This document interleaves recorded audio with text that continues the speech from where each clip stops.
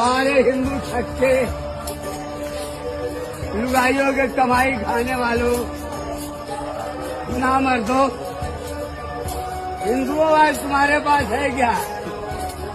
एक बेटा एक बेटी, बेटी भाग गई, बेटा मर गया, खानदान नाश हो गया।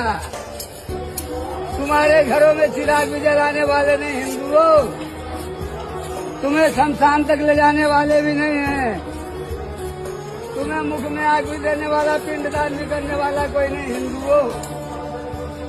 अभी समय है, जागो, सनातन धर्म की रक्षा करो, नसबंदी कराना बंद कर दो रे। महाकाल देश सारे हिंदू छक्के बन गए, 12 हिंदू छक्कों, सारे हिंदू छक्के नापुंसक हिजड़े, वाह